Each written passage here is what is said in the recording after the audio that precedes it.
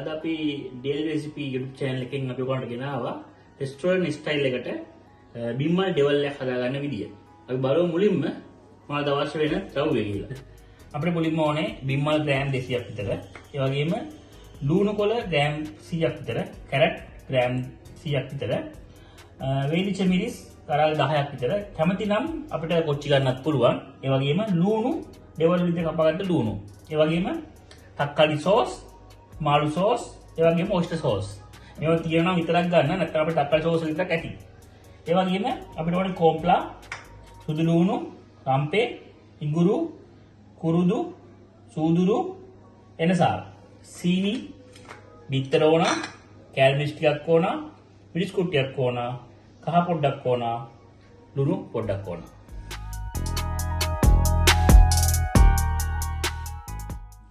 මුලින්ම අපි මේ බිම්මල් ටික මෙන්න මේ ආකාරයට හීනියට කඩා ගන්න ඕන.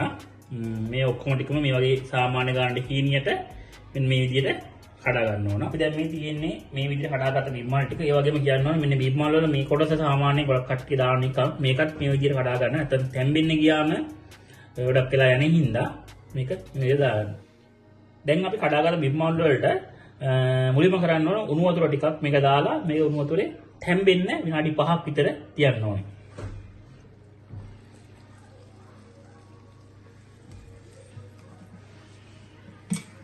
අපි ඒක තැම්බෙනකම් මේකට මේ වංගෙඩියට අපි දා ගන්නවා සුදු ලුණු බික් 4ක් විතර, ඉඟුරු කෑල්ලක්, කුරුදු පොත්තක්, ඒ වගේම එනසාල් ඇටයක්, සූදුරු ස්වල්පයක්.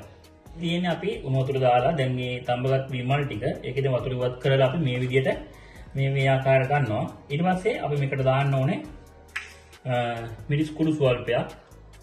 මේ සැන්දක් වගේ දාන්න. තමන් කැමති ප්‍රමාණය දාගන්න පුළුවන් ඒක. ලුණු දාලා අනිවාර්යයෙන් හරිපිටිමත් වෙන්න. මොකද ලුණු ඉස්සරහට එකතු කරන හින්දා ලුණු පොඩ්ඩක් වෙන වගේ දාගන්න. ඊට පස්සේ අපි දානවා මේකට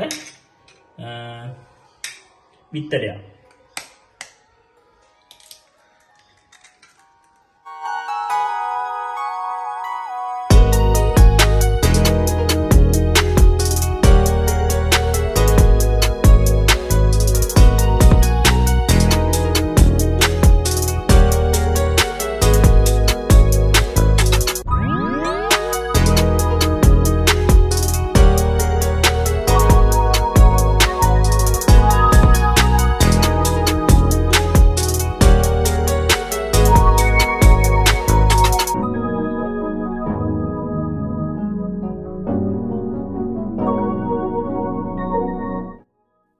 මේ වෙලාවේ මේක බෙසකට යුත්තේ මද රස්නේ.